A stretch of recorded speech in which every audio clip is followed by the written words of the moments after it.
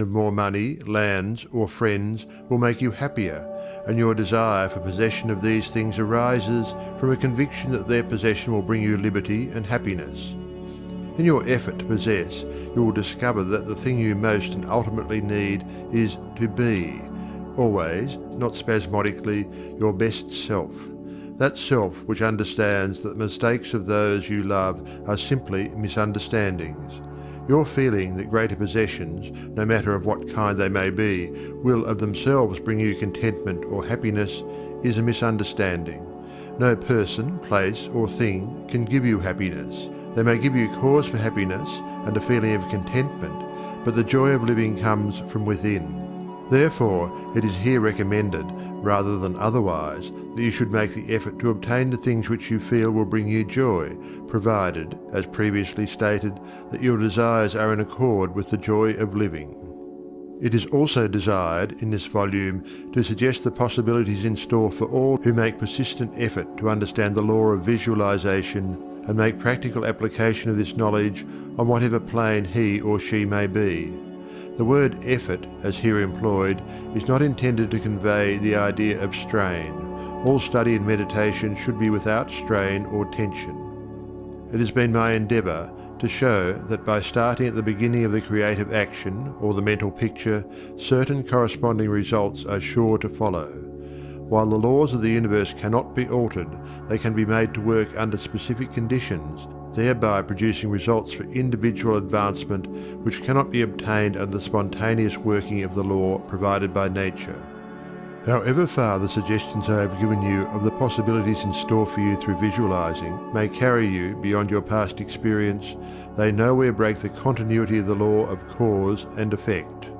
If, through the suggestions given here, anyone is brought to realize that their mind is a center through and in which all power there is in operation, simply waiting to be given direction in the one and only way through which it can take specific action, and this means reaction in concrete or physical form, then the mission to which this book is dedicated has been fulfilled.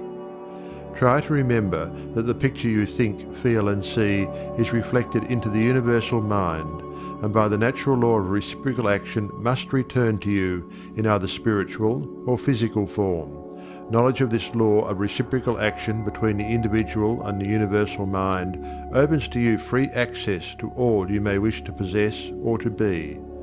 It must be steadfastly borne in mind that all this can only be true for the individual who recognizes that they derive their power to make an abiding mental picture from the all-originating universal spirit of life, God, and can be used constructively only so long as it is employed and retained in harmony with the nature of the spirit which originated it.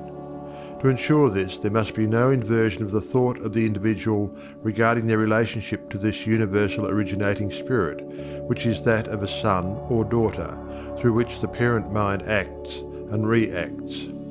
Thus conditioned, whatever you think and feel yourself to be, the creative spirit of life is bound to faithfully reproduce in a corresponding reaction. This is the great reason for picturing yourself and your affairs as you wish them to be as existing facts, though invisible to the physical eye, and live in your picture. An honest endeavour to do this, always recognizing that your own mind is a projection of the originating spirit, will prove to you that the best there is yours in all your ways, with purpose and hope that their suggestions may furnish you a key to open up the way to the attainment of your desires, and to explain that fear should be entirely banished from your effort to obtain possession of the things you desire.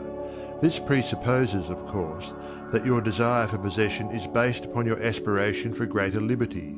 For example, you feel that the possession of more money, lands, or friends will make you happier, and your desire for possession of these things arises from a conviction that their possession will bring you liberty and happiness. In your effort to possess, you will discover that the thing you most and ultimately need is to be, always, not spasmodically, your best self. That self which understands that the mistakes of those you love are simply misunderstandings. Your feeling that greater possessions, no matter of what kind they may be, will of themselves bring you contentment or happiness is a misunderstanding. No person, place, or thing can give you happiness. They may give you cause for happiness and a feeling of contentment, but the joy of living comes from within. Therefore, it is here recommended, rather than otherwise, that you should make the effort to obtain the things which you feel will bring you joy, provided, as previously stated, that your desires are in accord with the joy of living. It is also desired in this volume to suggest the possibilities in store for all who make persistent effort to understand the law of visualization and make practical application of this knowledge on whatever plane he or she may be. The word effort, as here employed, is not intended to convey the idea of strain. All study and meditation should be without strain or tension. It has been my endeavour to show that by starting at the beginning of the creative action or the mental picture, certain corresponding results are sure to follow. While the laws of the universe cannot be altered, they can be made to work under specific conditions, thereby producing results for individual advancement which cannot be obtained under the spontaneous working of the law provided by nature. However far the suggestions I have given you of the possibilities in store for you through visualizing may carry you beyond your past experience, they nowhere break the continuity of the law of cause and effect. If, through the suggestions given here, anyone is brought to realize that their mind is a center through and in which all power there is in operation, simply waiting to be given direction in the one and only way through which it can take specific action, and this means reaction in concrete or physical form, then the mission to which this book is dedicated has been fulfilled. Try to remember that the picture you think, feel and see is reflected into the universal mind, and by the natural law of reciprocal action must return to you in either spiritual or physical form. Knowledge of this law of reciprocal action between the individual and the universal mind opens to you free access to all you may wish to possess or to be.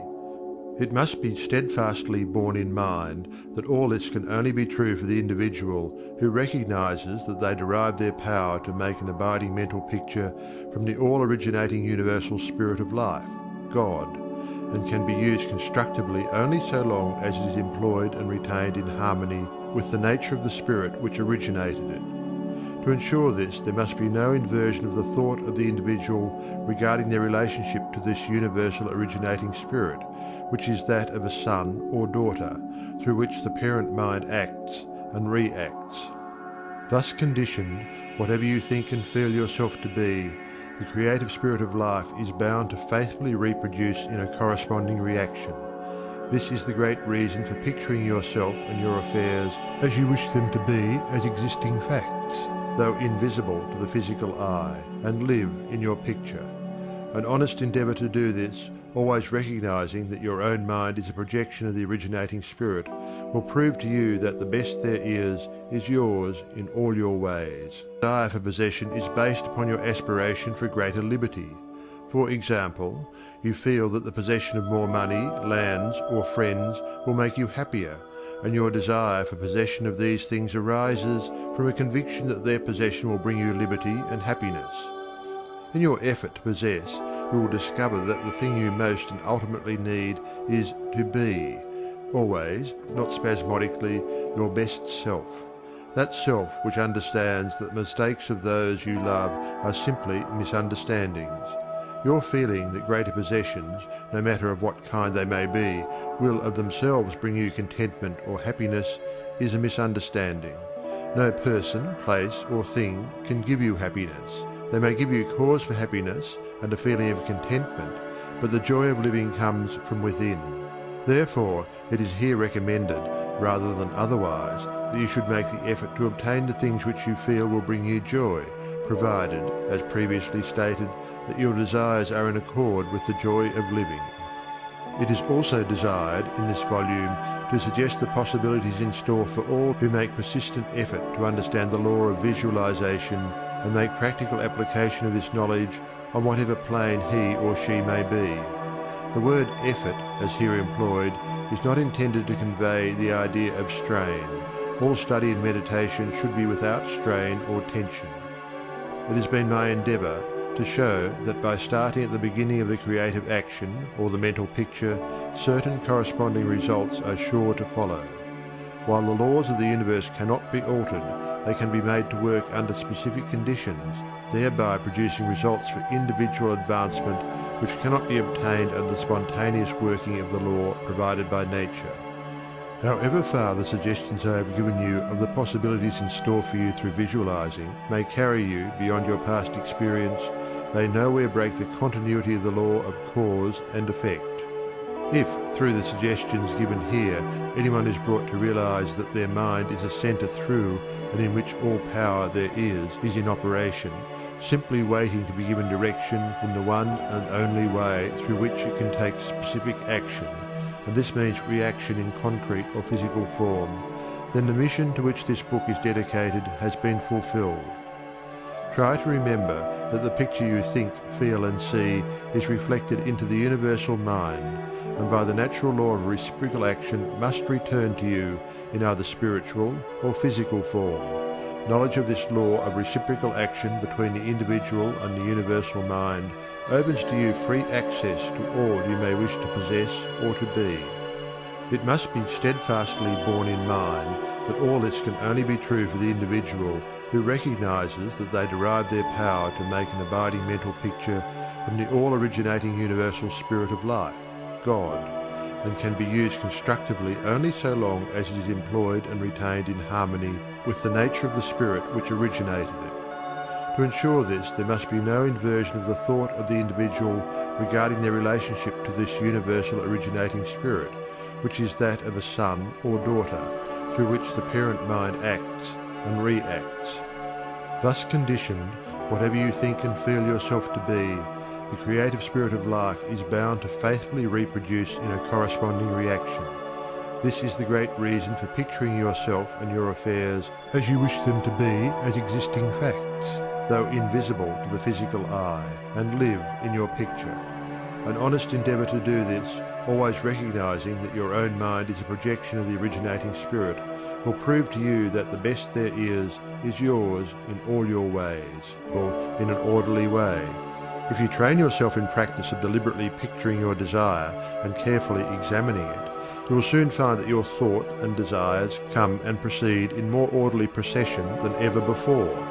Having reached a state of ordered mentality, you are no longer in a constant state of mental hurry. Hurry is fear, and consequently destructive. In other words, when your understanding grasps the power to visualize your heart's desire and hold it with your will, it attracts to you all things requisite to the fulfillment of that picture by the harmonious vibrations of the law of attraction. You realize that since order is heaven's first law, and visualization places things in their natural element, then it must be a heavenly thing to visualize. Everyone visualizes, whether they know it or not. Visualizing is the great secret of success. The conscious use of this great power attracts to you greatly multiplied resources, intensifies your wisdom, and enables you to make use of advantages which you formerly failed to recognize. We now fly through the air, not because anyone has been able to change the laws of nature, but because the inventor of the flying machine learned how to apply nature's laws, and by making orderly use of them produced the desired result. So far as natural forces are concerned, nothing has changed since the beginning. There were no airplanes in the year one, because those of that generation could not conceive the idea as a practical working possibility. It has not yet been done, was the argument, and it cannot be done. Yet the laws and materials for practical flying machines existed then as now. Troward tells us that the great lesson he learned from the airplane and wireless telegraphy is the triumph of principle over precedent, and the working of an idea to its logical conclusion in spite of accumulated testimony of all past experience. With such an example before you, can you not realize that still greater secrets may be disclosed? Also, that you hold the key within yourself with which to unlock the secret chamber that contains your heart's desire. All that is necessary in order that you may use this key and make your life exactly what you wish it to be, is a careful inquiry into the unseen causes which stand back of every external and visible condition. Then bring these unseen causes into harmony with your conception, and you will find that you can make practical working realities of possibilities which at present seem but fantastic dreams. We all know that the balloon was the forefather of the airplane. In 1766, Henry Cavendish, an English nobleman, proved that hydrogen gas was 7 times lighter than atmospheric air. From that discovery, the balloon came into existence, and from the ordinary balloon, the dirigible, a cigar-shaped airship, was evolved. Study of aeronautics and the laws of aerial locomotion of birds and projectiles led to the belief that mechanism could be evolved by which heavier-than-air machines could be made to travel from place to place and remain in the air by the maintenance of great speed which would overcome by propulsive force the ordinary law of gravitation. Professor Langley of Washington, who developed much of the theory which others afterwards improved, was subjected to much derision when he sent a model airplane up, only to have it bury its nose in the muddy waters of the Potomac. But the Wright brothers, who experimented in the latter part of the 19th century, realized the possibility of travelling through the air in a machine that had no gas bag. They saw themselves enjoying this mode of transportation with great facility. It is said that one of the brothers would tell the other, when their varied experiments did not turn out as they expected, "It's all right, brother, I can see myself riding in that machine and it travels easily and steadily." Those Wright brothers knew what they wanted and kept their pictures constantly before them. In visualizing, or making a mental picture, you are not endeavoring to change the laws of nature, you are fulfilling them. Your object in visualizing is to bring things into regular order both mentally and physically. When you realize that this method of employing the creative power brings your desires, one after another, into practical material accomplishment, your confidence in a mysterious but unfailing law of attraction, which has its central power station in the very heart of your word picture, becomes supreme. Nothing can shake it. You never feel that it is necessary to take anything from anybody else. You have learned that asking and seeking, have receiving and finding is their correlatives. You know that all you have to do is to start the plastic substance of the universe flowing into the thought molds your picture desire provides. The specializing power in you that might be illustrated by the lens of a magic lantern. The magic lantern is one of the best symbols of this imaging faculty. It illustrates the working of the creative spirit on the plane of the initiative and selection, or in its concentrated specializing form, in a remarkably clear manner. This picture slide illustrates your own mental picture, invisible in the lantern of your mind until you turn on the light of your will. That is to say, you light up your desire with absolute faith that the creative spirit of life in you is doing the work. By the steady flow of light of the will on the spirit, your desired picture is projected upon the screen of the physical world, an exact reproduction of the pictured slide in your mind. Visualizing without a will sufficiently steady to inhibit every thought and feeling contrary to your picture would be as useless as a magic lantern without the light. On the other hand, if your will is sufficiently developed to hold your picture in thought and feeling, without any ifs, simply realizing that your thought is the great attracting power, then your mental picture is as certain to be projected upon the screen of your physical world as any pictured slide put into the best magic lantern ever made. Try projecting the picture in a magic lantern with a light that is constantly shifting from one side to the other, and you will have the effect of an uncertain will. It is as necessary that you should always stand back of your picture with a strong, steady will, as it is to have a strong, steady light back of a picture slide. The joyous assurance with which you can make your picture is the very powerful magnet of faith, and nothing can obliterate it. You are happier than you ever were, because you have learned to know where your source of supply is, and you rely upon its never-failing response to your given direction. When all is said and done, happiness is the one thing which every human being wants, and the study of visualization enables you to get more out of life than you ever enjoyed before. Increasing possibilities keep opening out more and more before you. A businessman once told me that since practicing visualization and forming the habit of devoting a few minutes each day to thinking about his work as he desired it to be in a large, broad way, his business had more than doubled in 6 months. His method was to go into a room every morning before breakfast and take a mental inventory of his business as he had left it the night before, and then enlarge upon it. He said he expanded and expanded in this way until his affairs were in remarkably successful condition. He would see himself in his office doing everything that he wanted done. His occupation required him to meet many strangers every day. In his mental picture he saw himself meeting these people, understanding their needs and supplying them in just the way they wished. This habit, he said, had strengthened and steadied his will in an almost inconceivable manner.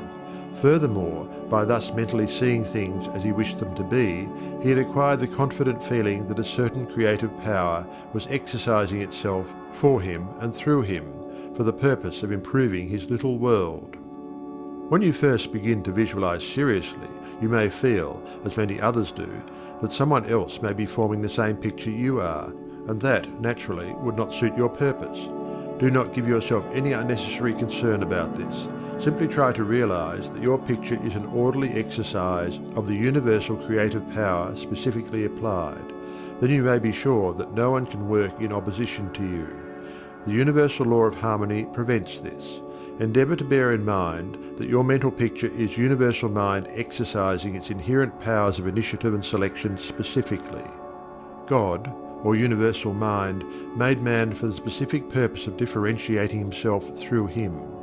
Everything that is came into existence in this same way, by this self-same law of self-differentiation, and for the same purpose. First the idea, the mental picture, or the prototype of the thing, which is the thing itself, in its incipiency or plastic form. The great architect of the universe contemplated himself as manifesting through his polar opposite, matter, and the idea expanded and projected itself until we have a world, many worlds. Many people ask, but why should we have a physical world at all? The answer is, because it is the nature of originating substance to solidify under directivity rather than activity, just as it is the nature of wax to harden when it becomes cold, or plaster of Paris to become firm and solid when exposed to the air. Your picture in this same divine substance in its fluent state, taking shape through the individualized center of divine operation, your mind. And there is no power to prevent this combination of spiritual substance from becoming physical form. It is the nature of spirit to complete its work, and an idea is not complete until it has made for itself a vehicle. Nothing can prevent your picture from coming into concrete form except the same power which gave it birth, yourself. Suppose you wish to have a more orderly room.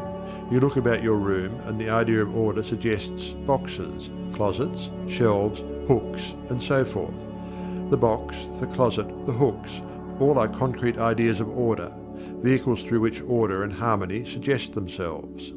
It's too material, they say, but material form is necessary for the self-recognition of spirit from the individual standpoint, and this is the means through which the creative process is carried forward.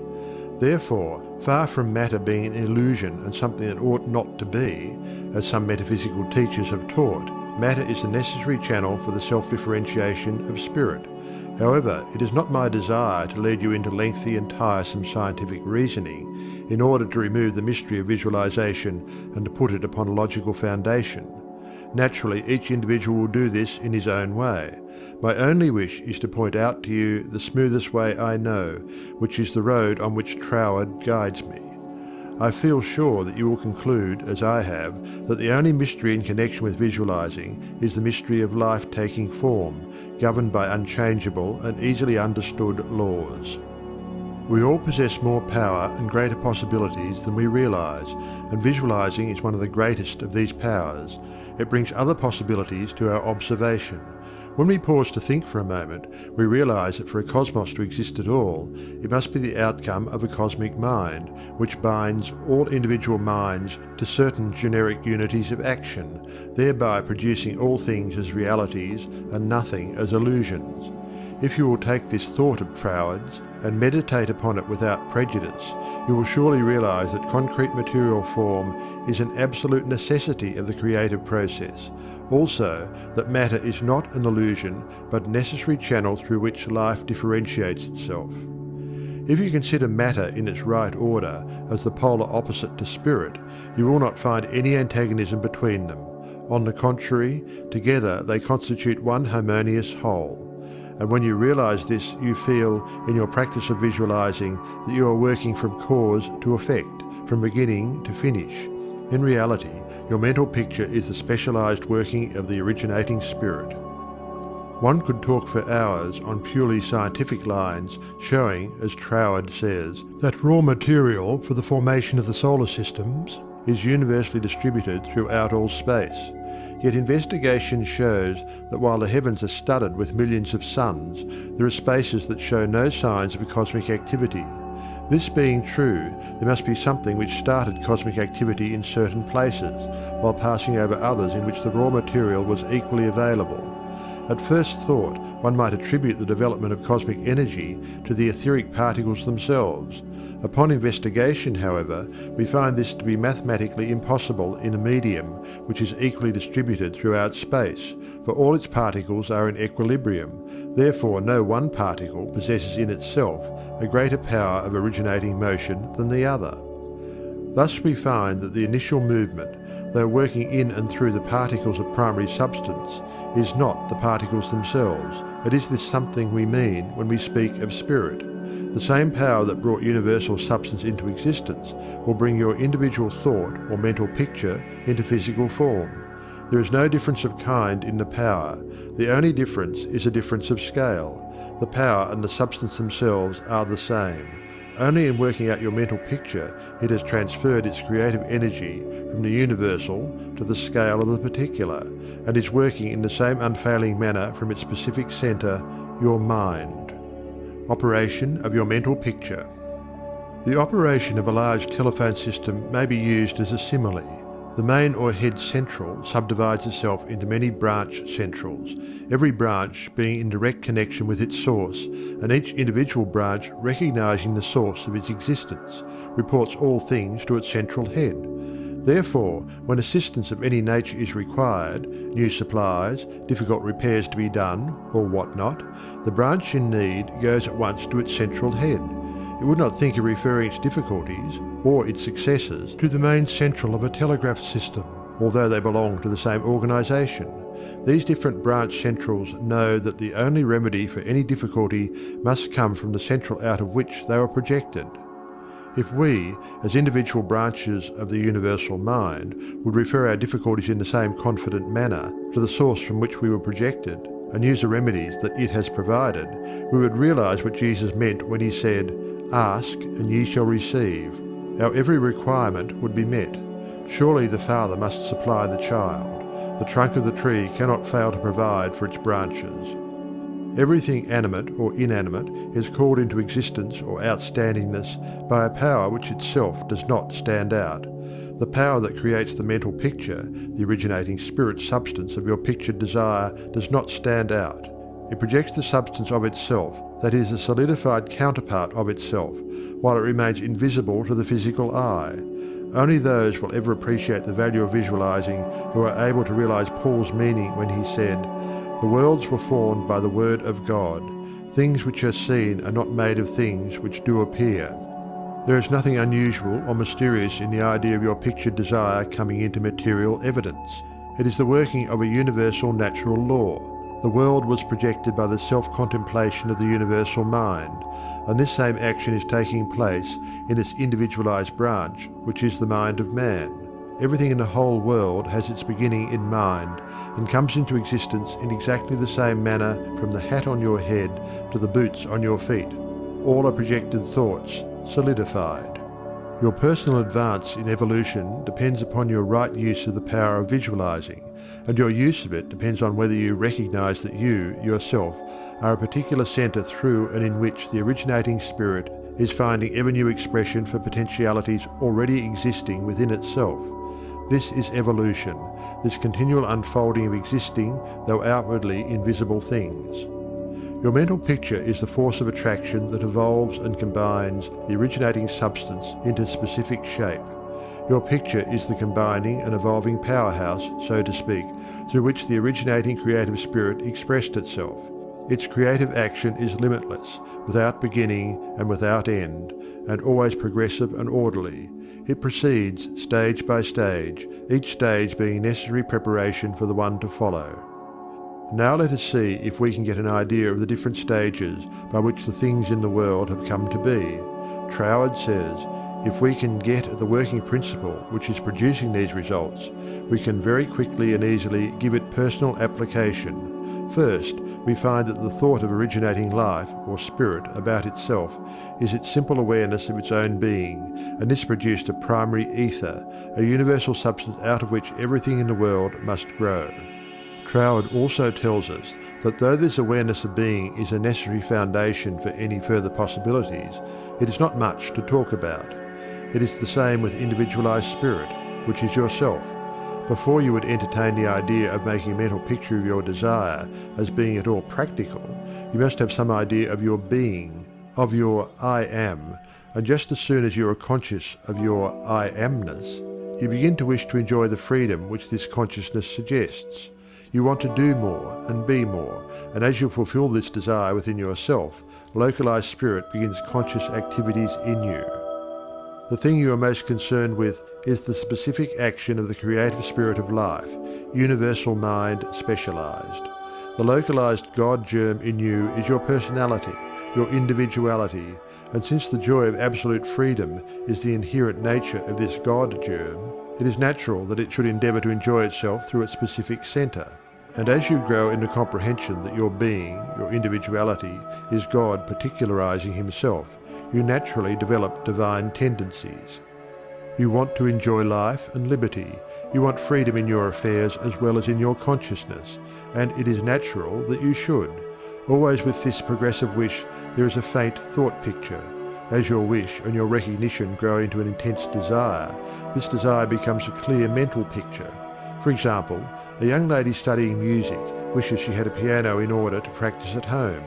She wants the piano so much that she can mentally see it in one of the rooms. She holds the picture of the piano and indulges in a mental reflection of the pleasure and advantage it will be to have the piano in the corner of the living room. One day she finds it there just as she had pictured it. As you grow in understanding as to who you are, where you came from, and what the purpose of your being is, how you are to fulfill the purpose for which you are intended, you will more and more afford a center through which the creative spirit of life can enjoy itself. And you will realize that there can be but one creative process filling all space, which is the same in its potentiality, whether universal or individual. Furthermore, all that there is, whether on the plane of the visible or invisible, had its origin in the localized action of thought or a mental picture, and this includes yourself, because you are universal spirit localized, and the same creative action is taking place through you. Now you are no doubt asking yourself why there is so much sickness and misery in the world. If the same power and intelligence which brought the world into existence is in operation in the mind of man, why does it not manifest itself as strength, joy, health, and plenty? If one can have one's desires fulfilled by simply making a mental picture of that desire, holding onto it with the will, and doing without anxiety on the outward plane whatever seems necessary to bring the desire into fulfillment, then there seems no reason for the existence of sickness and poverty. Surely no one desires either. The first reason is that few persons will take the trouble to inquire into the working principle of the laws of life. If they did, they would soon convince themselves that there is no necessity for the sickness and poverty that we see about us. They would realize that visualizing is a principle and not a fallacy. There are a few who have found it worthwhile to study this simple, though absolutely unfailing law that will deliver them from bondage. However, the race as a whole is not willing to give the time required for this study.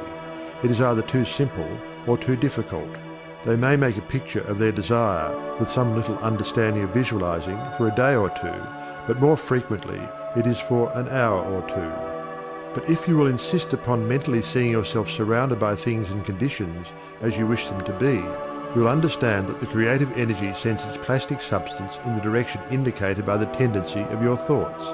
Herein lies the advantage of holding your thought in the form of a mental picture. The more enthusiasm and faith you are able to put into your picture, the more quickly it will come into visible form, and your enthusiasm is increased by keeping your desire secret.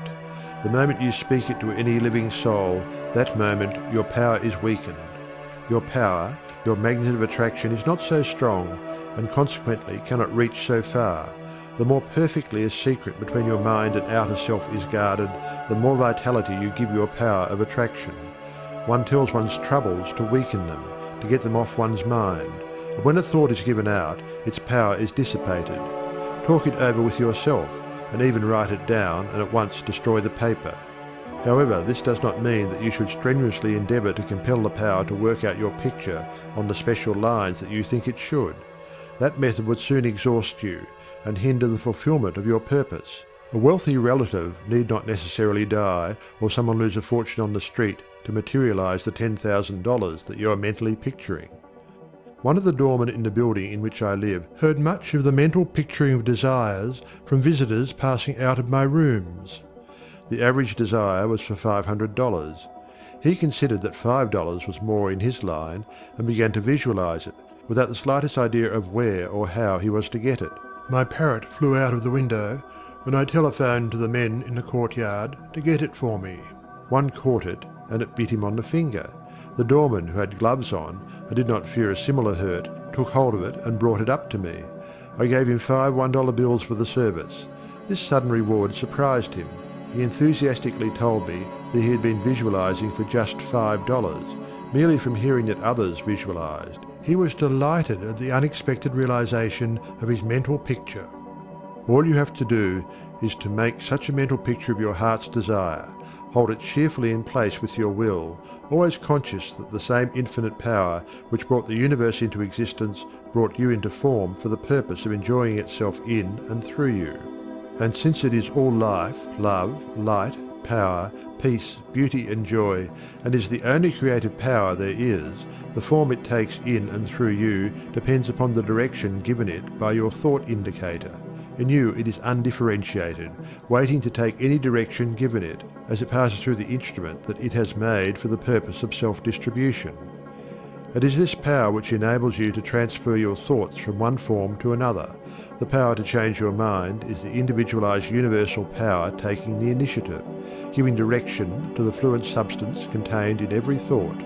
It is the simplest thing in the world to give this highly sensitive plastic substance any form you will through visualizing. Anyone can do it with a small expenditure of effort.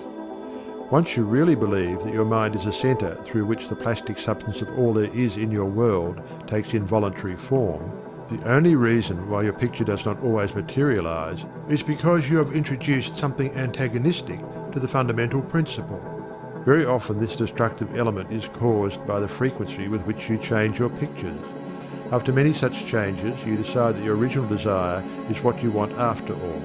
Upon this conclusion, you begin to wonder why, being your first picture, it hasn't materialized. The plastic substance with which you are mentally dealing is more sensitive than the most sensitive photographer's film. If, in taking a picture, you suddenly remember that you had already taken a picture on that same plate, you would not expect a perfect result of either picture. On the other hand, you may have taken 2 pictures on the same plate unconsciously. When the plate has been developed and the picture comes into physical view, you do not condemn the principle of photography, nor are you puzzled to understand why your picture has turned out so unsatisfactorily. You do not feel that it is impossible for you to obtain a good, clear picture of the subject in question. You know that you can do so by simply starting at the beginning, putting in a new plate, and determining to be more careful while taking your picture next time. These lines followed out, you are sure of a satisfactory result. If you will proceed in the same manner with your mental picture, doing your part in a correspondingly confident frame of mind, the result will be just as perfect. The laws of visualizing are as infallible as the laws governing photography. In fact, photography is the outcome of visualizing. Again, your results in visualizing and your desires may be imperfect or delayed through the misuse of this power, owing to the thought that the fulfillment of your desire is contingent upon certain persons or conditions. The originating principle is not in any way dependent upon any person, place, or thing. It has no past and knows no future. The law is that the originating creative principle of life is the universal here and everlasting now. It creates its own vehicles through which to operate. Therefore, past experience has no bearing upon your present picture. So do not try to obtain your desire through a channel that may not be natural for it, even though it may seem reasonable to you. Your feeling should be that the thing, or the consciousness which you so much desire, is normal and natural, a part of yourself, a form for your evolution. If you can do this, there is no power to prevent your enjoying the fulfillment of the picture you have in hand. or any other. Things to remember in using your thought power for the production of new conditions. 1. Be sure to know what conditions you wish to produce, then weigh carefully to what further results the accomplishment of your desire will lead. 2. By letting your thought dwell upon a mental picture, you are concentrating the creative spirit to this center, where all its forces are equally balanced. 3. Visualizing brings your objective mind into a state of equilibrium, which enables you to consciously direct the flow of spirit to a definitely recognized purpose, and to carefully guide your thought from including a flow in the opposite direction. 4. You must always bear in mind that you are dealing with a wonderful potential energy, which is not yet differentiated into any particular mold, and that, by the action of your mind, you can differentiate it into any specific mold that you will. Your picture assists you to keep your mind fixed on the fact that the inflow of this creative energy is taking place. Also, by your mental picture, you are determining the direction you wish the sensitive creative power to take, and by doing this, the externalization of your picture is a certainty. 5. Remember, when you're visualizing properly, that there is no strenuous effort on your thoughts to hold your thought forms in place. Strenuous effort defeats your purpose and suggests the consciousness of an adverse force to be fought against, and this creates conditions adverse to your picture. 6. By holding your picture in a cheerful frame of mind, you shut out all thoughts that would disperse the spiritual nucleus of your picture. Because the law is creative in its action, your pictured desire is certain of accomplishment. 7. The seventh and great thing to remember in visualizing is that you are making a mental picture for the purpose of determining the quality you are giving to the previously undifferentiated substance and energy, rather than to arrange the specific circumstances for its manifestation. That is the work of creative power itself. It will build its own forms of expression quite naturally, if you will allow it, and save you a great deal of needless anxiety. What you really want is expansion in a certain direction, whether of health, wealth, or what-not, and so long as you get it, as you surely will if you confidently hold to your picture, what does it matter whether it reaches you by some channel which you thought you could count upon, or through some other of whose existence you had no idea?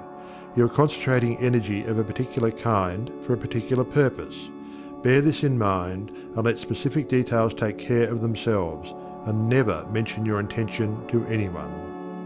Remember always that nature, from her clearly visible surface to her most arcane depths, is one great storehouse of light and good, entirely devoted to your individual use. Your conscious oneness with the great whole is the secret of success. When once you have fathomed this, you can enjoy your possession of the whole or a part of it at will, because by your recognition you have made it and can increasingly make it yours. Never forget that every physical thing, whether for you or against you, was a sustained thought before it was a thing. Thought as thought is neither good nor bad. It is creative action and always takes physical form. Therefore the thoughts you dwell upon become the things you possess or do not possess. Taking up the study of mental science, and as to the results of my search, not only in knowledge of principles, but also in the application of that knowledge to the development of my own life and experience. Such inquiries are justifiable, because one who essays the role of a messenger and teacher of psychological truths can only be effective and convincing as he or she has tested them in the laboratory of mental experience. This is particularly true in my case, as the only personal pupil of Thomas Troward, the greatest master of mental science of the present day, whose teaching is based upon the relation borne by the individual mind toward the universal creative mind, which is the giver of life, and the manner in which that relation may be invoked to secure expansion and fuller expression in the individual life. The initial impulse toward the study of mental science was an overwhelming sense of loneliness. In every life there must come some such experiences of spiritual isolations as, at that period, pervaded my life. Notwithstanding the fact that each day found me in the midst of friends, surrounded by mirth and gaiety, there was a persistent feeling that I was alone in the world. I had been a widow for about 3 years, wandering from country to country, seeking for peace of mind. The circumstances and surroundings of my life were such that my friends looked upon me as an unusually fortunate young woman. Although they recognised that I had sustained a great loss when my husband died, they knew that he had left me well provided for, free to go anywhere at pleasure, and having many friends.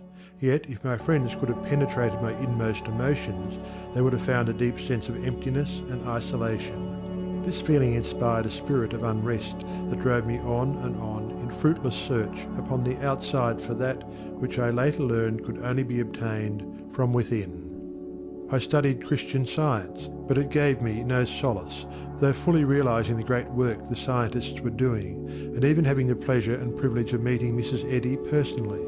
But it was impossible for me to accept the fundamental teachings of Christian Science and make practical application of it. When about to abandon the search for contentment and resign myself to resume a life of apparent amusement, a friend invited me to visit the great seer and teacher Abdu'l-Baha.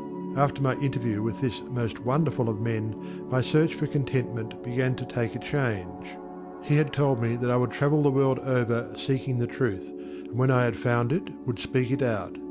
The fulfilment of the statement of this great seer then seemed to be impossible, but it carried a measure of encouragement, and at least indicated that my former seeking had been in the wrong direction. I began, in a feeble and groping way, to find contentment within myself, for had he not intimated that I should find the truth? This was the big thing, and about the only thing I remember of our interview. A few days later, upon visiting the office of a New Thought practitioner, my attention was attracted to a book on his table entitled The Edinburgh Lectures on Mental Science by Thomas Troward. It interested me to see that Troward was a retired divisional judge from the Punjab, India. I purchased the book, thinking I would read it through that evening. Many have endeavoured to do the same thing, only to find, as I did, that the book must be studied in order to be understood, and hundreds have decided, just as I did, to give it their undivided attention.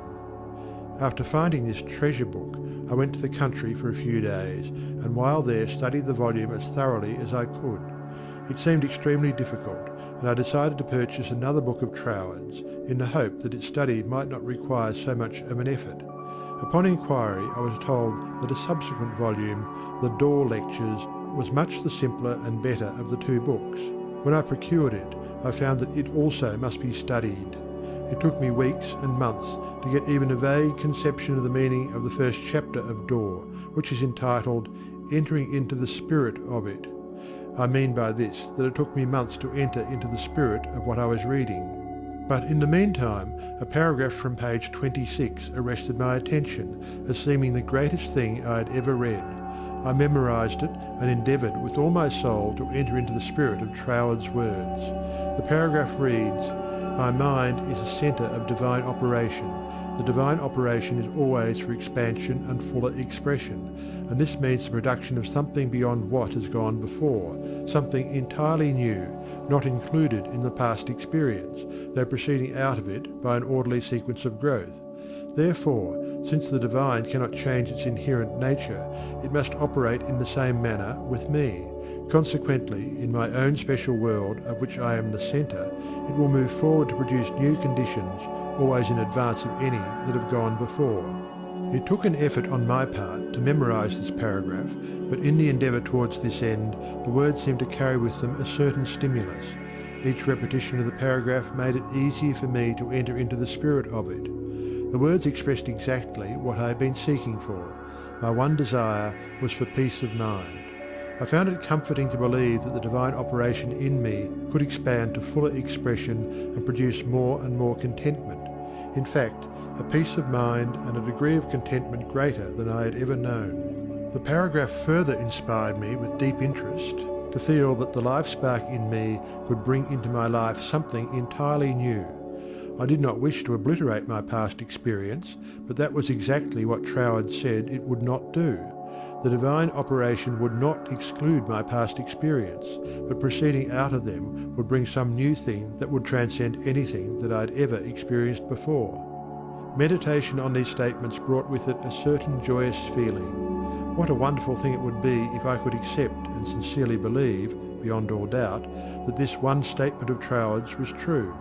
Surely the divine could not change its inherent nature, and since divine life is operating in me, I must be divinely inhabited, and the divine in me must operate just as it operates upon the universal plane. This meant that my whole world of circumstances, friends and conditions would ultimately become a world of contentment and enjoyment of which I am the centre. This would all happen just as soon as I was able to control my mind, and thereby provide a concrete centre around which the divine energies could play. Surely it was worth trying for. If Troward had found this truth, why not I? This idea held me to my task.